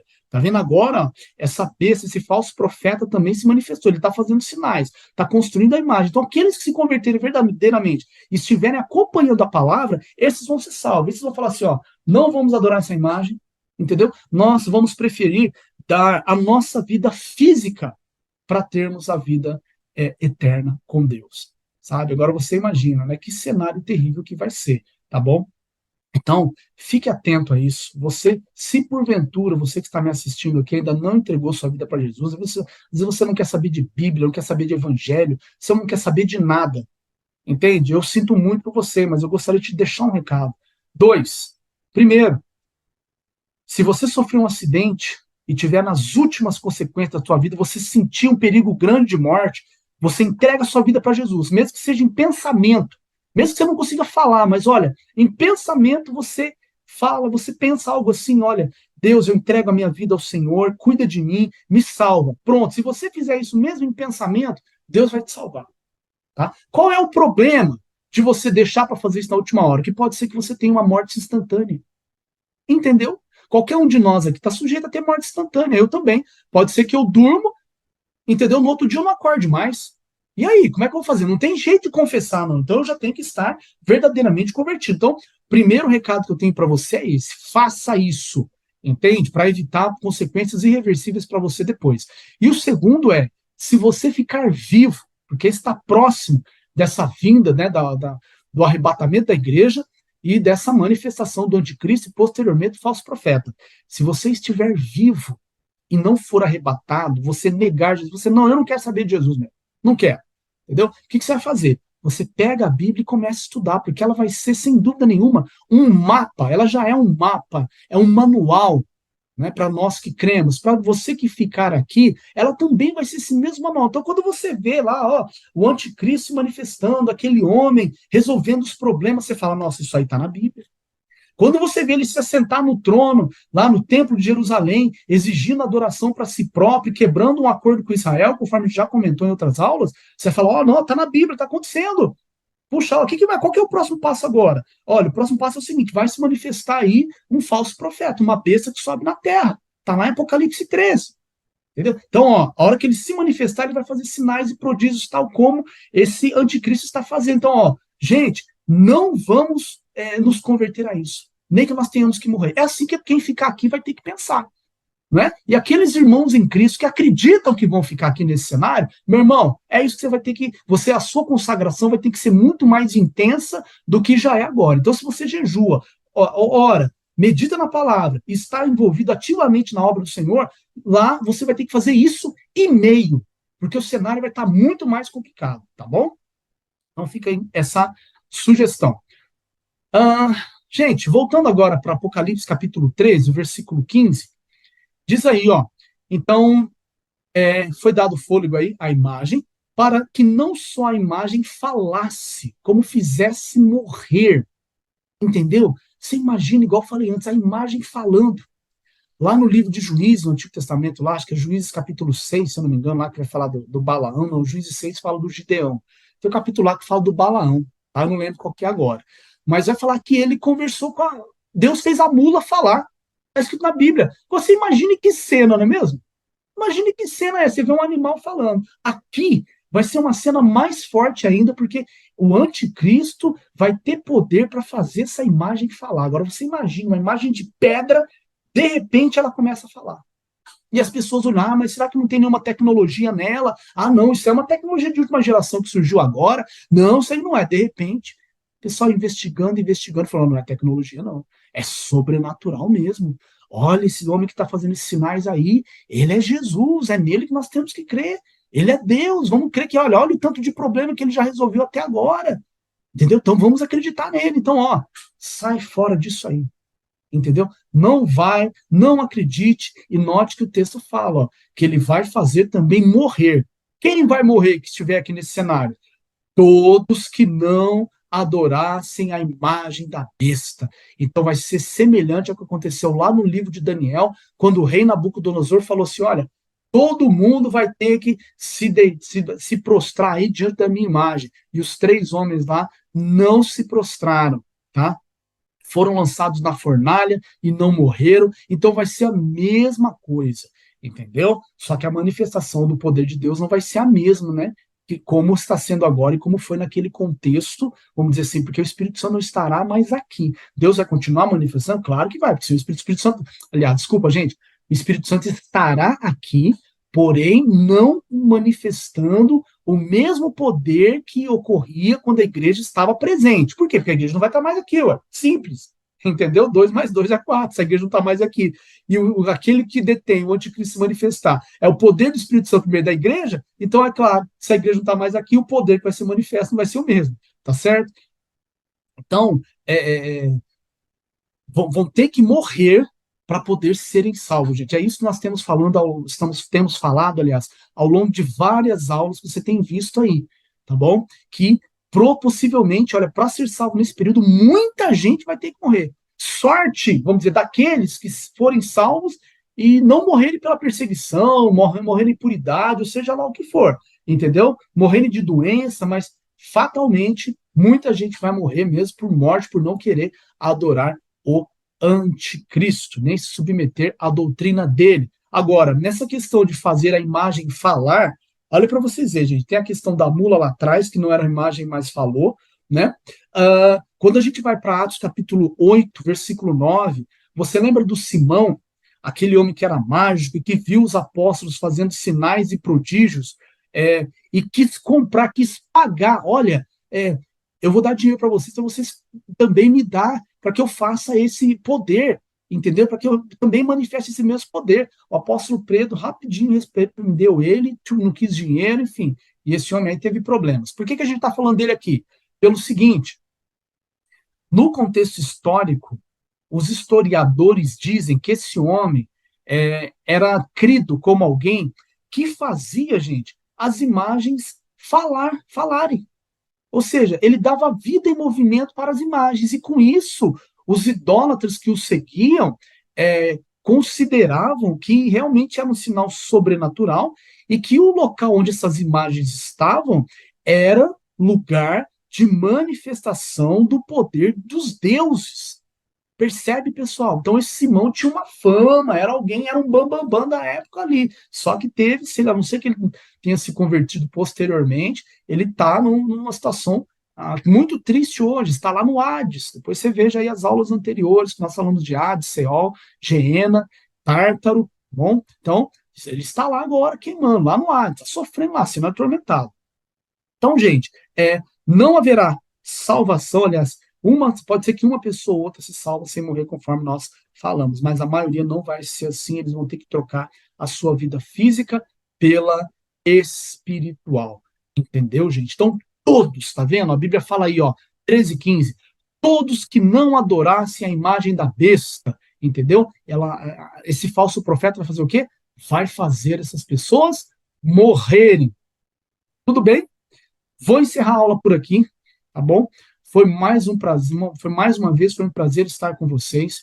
Eu encerro fazendo aquele convite de Jesus Cristo para você que está me ouvindo, que ainda não entregou sua vida para Jesus. Olha, nós vivemos num cenário de muita idolatria atualmente, como era lá atrás. Então nós temos, olha para você ver, idolatria religiosa por meio das imagens, por meio de pessoas que são adoradas também. Tem gente adorando imagens e pessoas. Isso é idolatria também, tanto naquelas denominações que a gente sabe que já são propícias a isso, quanto também no meio dos evangélicos. Tem gente que adora homens. Nossa, o que aquele homem fala vira lei para ele, ele é um bambambam. Se ele não pregar, não vai acontecer nada. Se ele não vier me visitar, não, tem que ser ele, onde que ele está, não sei o que lá, não sei o que lá. Isso é idolatria, gente. Entendeu? Se for o irmãozinho lá, simplesinho, lá, que não sabe nem falar direito, fazer uma oração na casa dele, ele não gosta.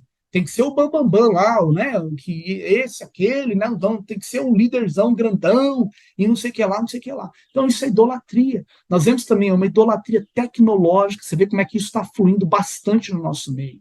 Tá? Então, sugiro a você que tome muito cuidado e preste atenção. A idolatria política. Você vê nessas últimas eleições aqui no Brasil, Jair Messias Bolsonaro foi idolatrado, ainda mais porque ele tem Messias no nome dele. Nossa, os evangélicos ficaram que, olha, parte dos evangélicos, não vamos generalizar aqui, mas teve gente que fez pelo Jair Bolsonaro aquilo que não fez, não faz por Jesus.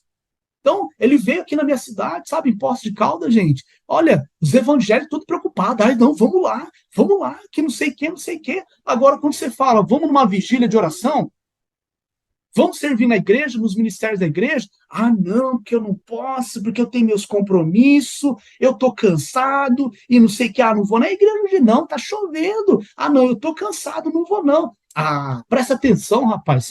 Toma cuidado, senão você vai continuar com essa idolatria no seu coração, entendeu? Quando ele vem aqui, gente, ó, você tem que ver nas redes sociais, nossa, mas os evangélicos discutiram por causa dele. O que essas pessoas não fizeram por Jesus, não fazem até hoje, infelizmente, espero que tenham se arrependido, que elas não fizeram, ou talvez não façam até hoje, fizeram por ele. Olha para você ver, irmãos, idolatria no meio dos evangélicos. Então, você que está me ouvindo aí, olha, saiba, tem idolatria na igreja evangélica também, mas ó, você vai entregar a sua vida para Jesus Cristo, você não vai ser um idólatra. Entendeu? Você vai seguir a palavra de Deus, vai se manter firme, vai estudar mais a Bíblia, você vai procurar uma igreja evangélica mais próxima da sua casa e vai examinar tudo que é pregado lá e reter o que é bom, conforme a própria Bíblia nos sugere. 1 Tessalonicenses capítulo 5, versículo 21. Êxodo capítulo 20, versículos 4 e 5, que você está vendo aí no slide, são os 10 mandamentos, onde fala que nós não devemos fazer para nós imagem de escultura, nem prestar culto a elas. Está muito claro lá. Atos capítulo 4, versículo 12, diz que embaixo da terra ou em cima dos céus, nenhum nome há dado entre os homens pelo qual devamos ser salvos. Ou seja, não tem outro nome para salvação, entendeu? Não tem, não é Maria, não é Buda, não é Allan Kardec, enfim, não é nenhum outro. É só pelo nome de Jesus que nós temos que viver, porque como nós falamos antes, a palavra dele é eficaz. Então procure uma igreja evangélica mais próxima da sua casa, entregue a sua vida para Jesus Cristo, vá com a sua família, comece a se alimentar espiritualmente pela Bíblia para que você seja salvo e vá conseguindo discernir as estratégias do diabo. Outra forma de idolatria que você está vendo ali, ó, é a idolatria de mamon, ou seja, as pessoas estão adorando o dinheiro, estão idolatrando o dinheiro. A Bíblia diz em 1 Timóteo capítulo 6, versículo 10, que o amor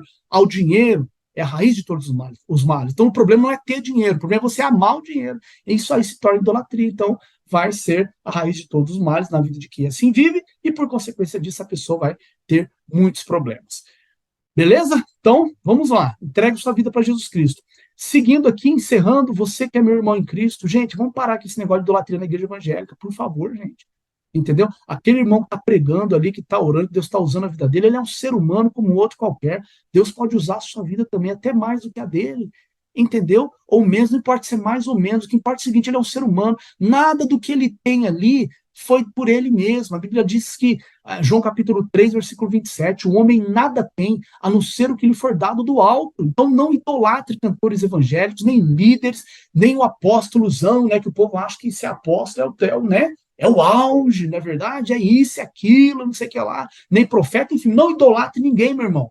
Admirar é uma coisa, idolatrar é outra.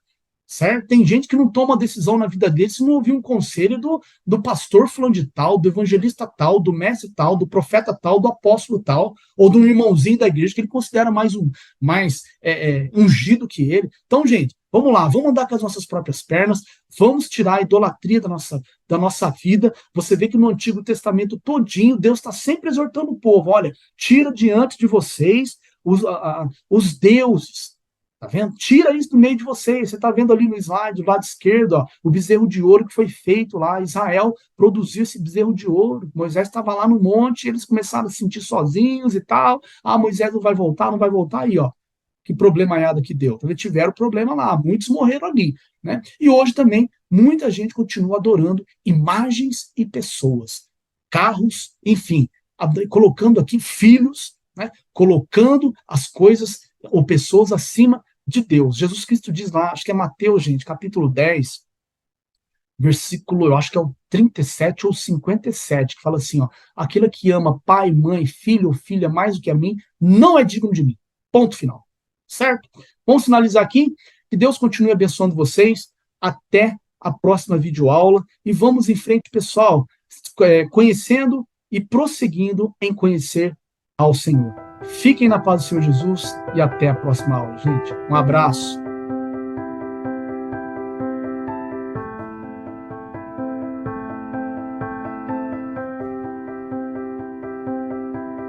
Oi, gente, tudo bem?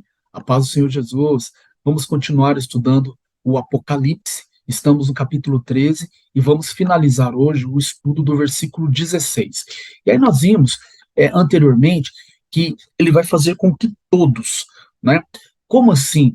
Todos vão participar dessa organização que ele vai ter aí no que diz respeito ao aspecto econômico, social, e que as pessoas vão ser, até certo ponto, privadas de liberdade, enfim, é, todas as pessoas que estiverem aqui serão alcançadas pela universalidade do poder do anticristo, bem como também aqueles, conforme você está vendo aí, pequenos, grandes, ricos, pobres, eles não serão livres. Então, por mais dinheiro que a pessoa tem, ou por menos, ela não vai deixar de ser influenciada por esse poder, ou tocada, ou atingida por ele, né?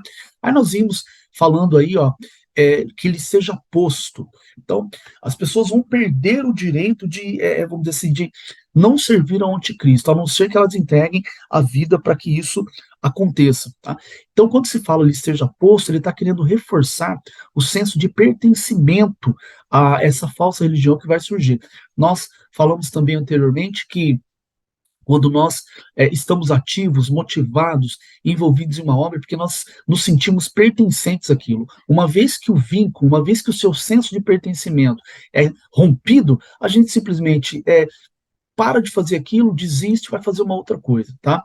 E aí, então, ele vai ser posto um sinal, a gente viu que em Daniel capítulo 3 também foi exigido que uma imagem fosse adorada, nesse caso aqui vai ser exigido também que uma imagem seja adorada, e as pessoas que tiverem esse sinal, automaticamente vão concordar com isso. Pois bem, pessoal, nós falamos a respeito da palavrinha, né, marca, que está no Apocalipse capítulo 13, versículo 16, que é a mesma citada em Gálatas 6, 17, onde diz que o apóstolo Paulo fala que ele tem as charagmas de Cristo nele, ou seja, as marcas, tá? Então é a mesma palavra lá. E eu gostaria de continuar hoje falando a respeito de Levítico capítulo 19, versículo 28. Olha o que diz: não fareis lacerações ou ferimentos na vossa carne pelos mortos, tá? Nem no vosso corpo imprimireis o quê? Qualquer marca. Gente, aqui não tem nada a ver com tatuagem, tá? Qual é o contexto aqui? Nesse cenário, Deus proibiu que o povo fizesse marcas no corpo, enfim, porque haviam povos ao redor de Israel que eles tinham rituais de fazerem ferimentos em si próprio pelos mortos. Então foi nesse contexto que Deus proibiu que eles fizessem essas marcas. Porque às vezes tem irmãos que usam esse versículo aqui para falar que Deus não quer que a gente faça tatuagem hoje. Isso aí não é, o contexto aqui não é esse. Se você está numa denominação que tem esse costume, respeite e submeta ao que o seu líder está falando. Mas, biblicamente, esse versículo não serve para justificar isso e nenhum outro da palavra de Deus. Não há nenhum problema em você escrever na sua pele, vamos dizer assim, o nome de Jesus Cristo.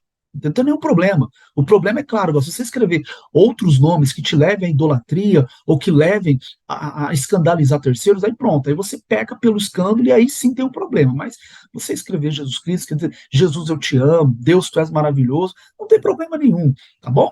Maravilha. Então, esse era o contexto. Avançando aqui, a gente já sabe perfeitamente que Levítico capítulo 19, versículo 28, é diferente. A palavra marca que está sendo usada aqui e o contexto é diferente do Apocalipse capítulo 13, versículo 16. Pois bem, como que essa palavrinha charagma era usada no contexto bíblico, gente? Então, ó, poderia ser uma marca de fogo colocada nos escravos, está vendo? Para que houvesse uma identificação. Uma vez recebida essa marca, nós vamos nos identificar com aquele que nos marcou. Então, nós somos selados por Cristo, nós temos as marcas de Cristo, vamos dizer assim. Então, nós somos identificados com Ele. Tá? E aí você vê ó, que os devotos pagãos, às vezes, recebiam esse sinal para quê? Para marcar que eles tinham um Deus que era o seu proprietário, o seu dono. Entende? Nós também temos um dono, que é Jesus Cristo, ele é o nosso Senhor. Então, gente, é fundamental a gente compreender o contexto que isso aconteceu, um contexto de paganismo. Lá na frente também vai acontecer, durante esse período tribulacional dos 7 anos, que vai se manifestar essas duas bestas aí, o anticristo, né, o falso profeta, vai ser um contexto de muito paganismo também. Nós falamos isso em vídeos anteriores, eu sugiro que você volte aí às aulas e assista, tá? O paganismo vai aflorar com uma força muito grande. Outra forma que a gente vê também que era usada essa palavrinha aí, ó, indicava o quê? Que você era um fiel cumpridor da lei daquele cenário, daquele contexto. Então é como se fosse um certificado que você tem que falar, olha, eu sou fiel, eu acredito, eu respeito, eu vivo por isso. Então quem tinha esse certificado, ele era seguro contra a perseguição. Por isso que muitos cristãos morreram em Jerusalém e ao redor do mundo, porque eles não aceitavam, não queriam ter esse certificado, compreende? Para serem protegidos. Eles criam em Jesus Cristo que ele iria protegê-los, né? E não negavam a sua fé. Então, outro detalhe importante, ó, diz aí que você estava seguro contra a perseguição e a morte, certo? E você poderia comercializar.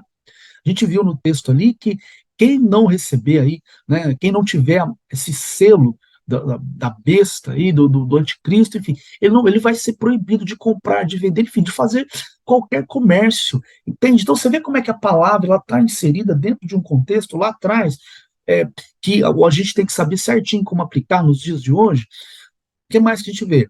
Ó, essa marca também indicava que essa pessoa que aceitou, ela participava de um culto, entendeu? Vamos dizer assim, para que você um culto voltado para o imperador. Então, a marca também ela poderia ser relacionada, né, aquele que teria que negar Jesus Cristo. Então você vê aí, ó, ser relacionado ao certificado de culto que o cristão só podia obter se renegasse a fé em Jesus, né, como seu Senhor. Então, das duas uma.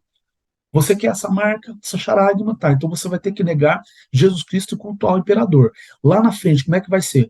Você quer ter o direito de comercializar, de tocar sua vida normalmente? Então você vai ter que negar também Jesus Cristo e passar a crer no anticristo, adorar a imagem dele. Aí sim você vai ser livre para comercializar, para viver, e você vai ser parte do nosso sistema aqui. Então você vai ganhar aí um senso de pertencimento, né? Então está dizendo, ó, quando a pessoa tinha o certificado na mão, ela era catalogada. Mas catalogada como? Como um adorador de César e negador de Cristo.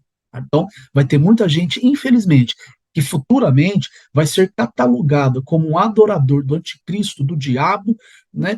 E um negador de Cristo, do evangelho que está sendo pregado. Atualmente vai continuar sendo pregado naquele período. O que mais que indicava essa marca aí, ó? Então, ó, era uma lei, né, um selo de autoridade, vamos dizer assim, tá? E aí fala que todo contrato de venda tinha essa marca. Então, você batia a marca no contrato para indicar seriedade, para indicar autenticação, né?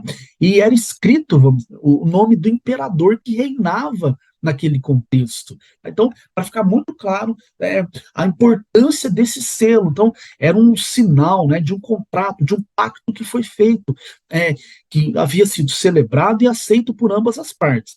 Então, a gente vê aí, ó, se conectarmos a marca com esse dado, significará que aqueles que adoram a besta aceitam a sua lei e a sua autoridade, é o que nós temos falado já anteriormente. Então, você que está me assistindo aqui, você que crê que vai passar por esse período tribulacional, saiba, você vai ter que enfrentar tudo isso aí.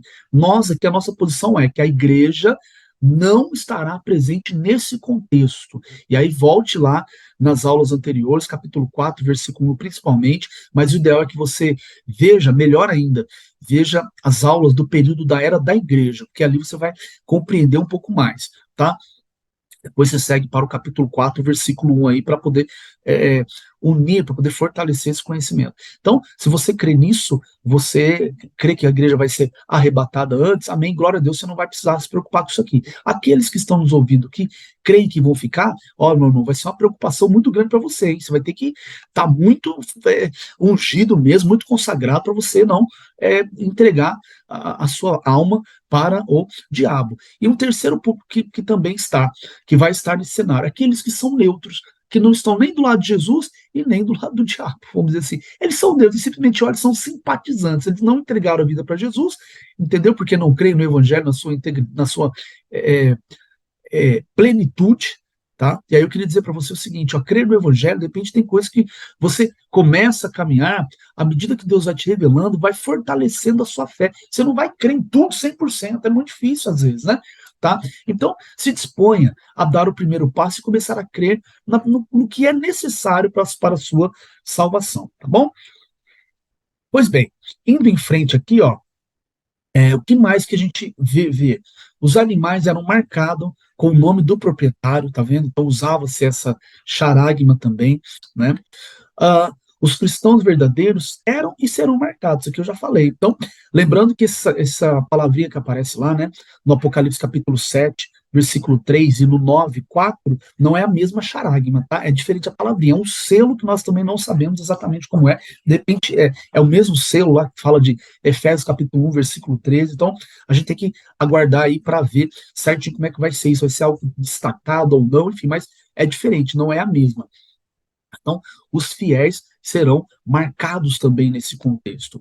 Muito bem. O que mais que a gente vê? Ó? Aqueles que guardam o sábado, gente, o que esses irmãos normalmente defendem, salvo as exceções? Eles dizem que o domingo é o sinal da besta. Entendeu? Então, eles fazem cultos aos sábados, certo?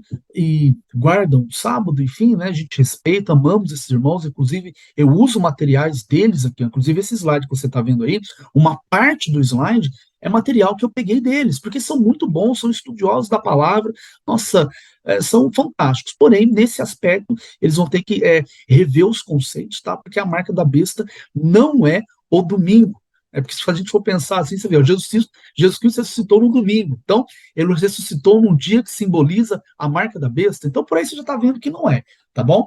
Então, eles falam que o domingo é o 666 e por aí vai. E defendem o sábado. Então, amamos esses irmãos, mas infelizmente isso que eles estão pregando está completamente fora daquilo que a palavra diz, do que o contexto da Bíblia, de uma forma mais ampla, ensina para nós.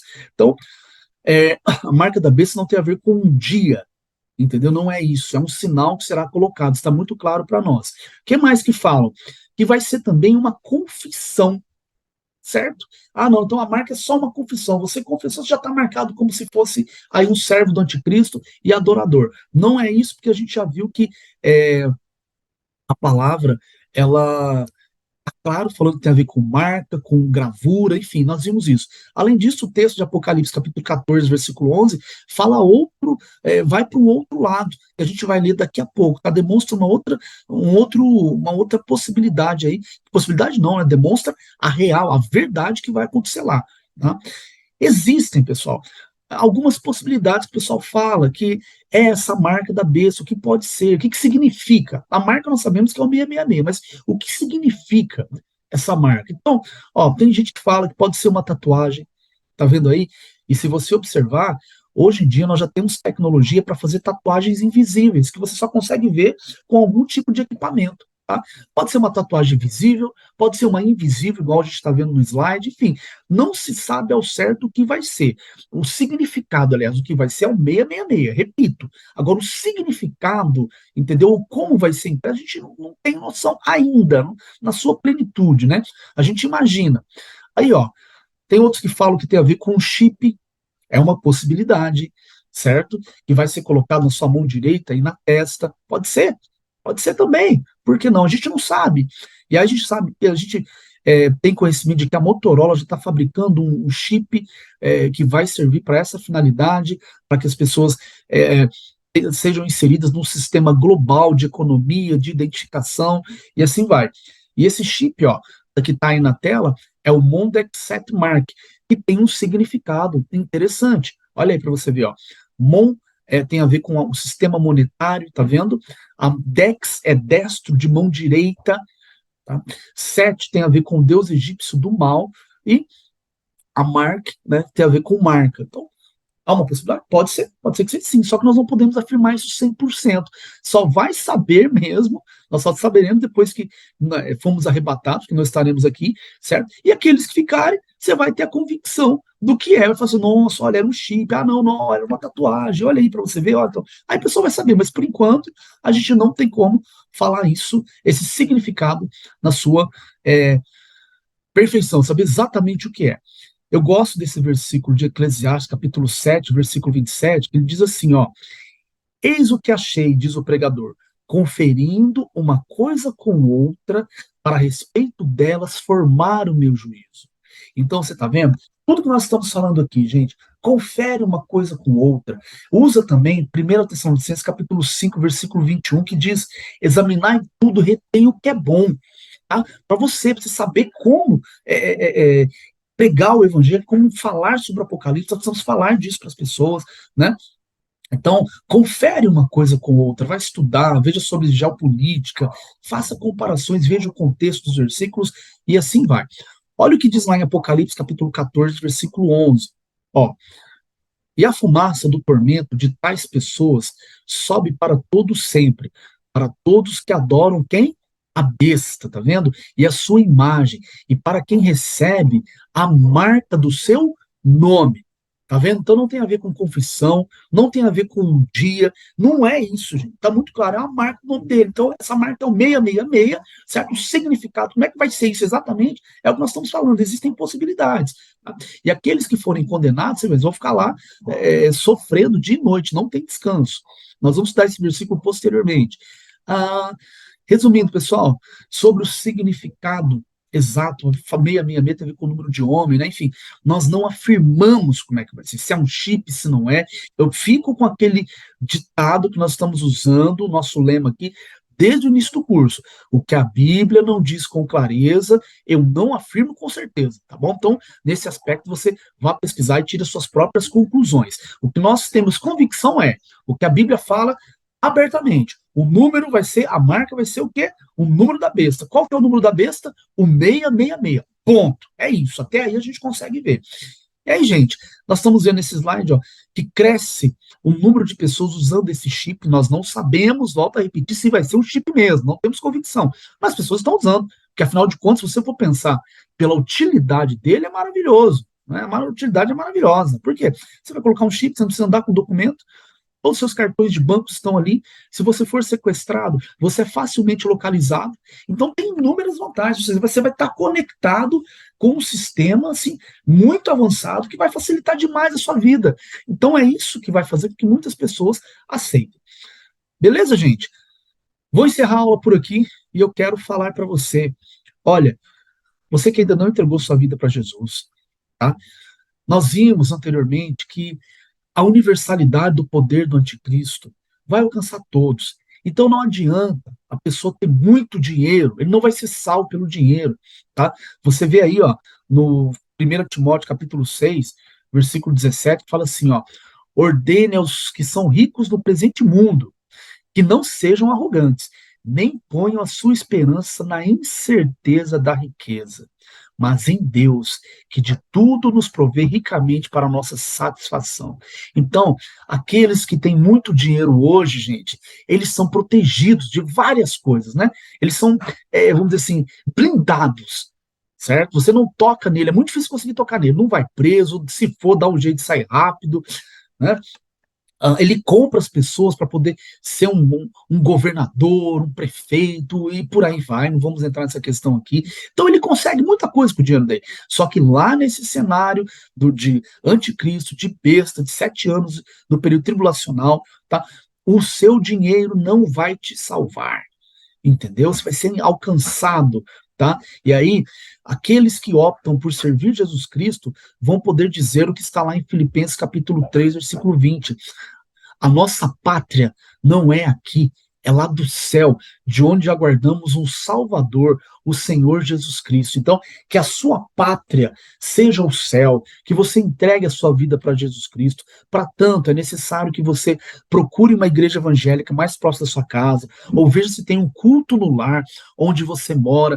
Vá, comece a ler a Bíblia, entregue a sua vida, comece a ter contato com o Espírito Santo, mais intimidade com o Pai, para que você não fique aqui nesse cenário terrível, ou ainda, se você morrer antes, acabou, não tem jeito de fazer mais nada.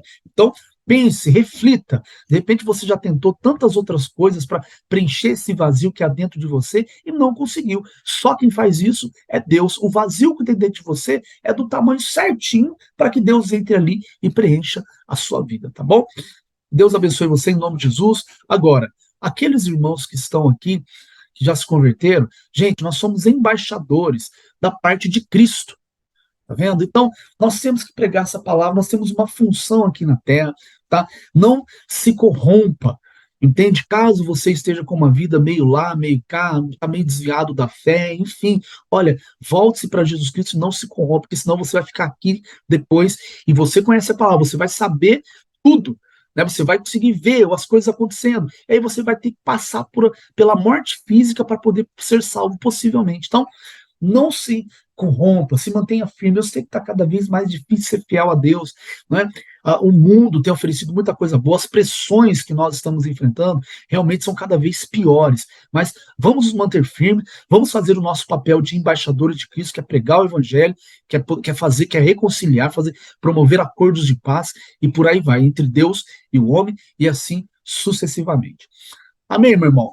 Então, fique na paz do Senhor Jesus. Mais uma vez, é um prazer estar com vocês aqui. Foi um prazer, né? E vamos seguindo, gente. Vamos crescendo na graça e no conhecimento. Tem muito ainda para a gente aprender e fazer. E vamos em frente.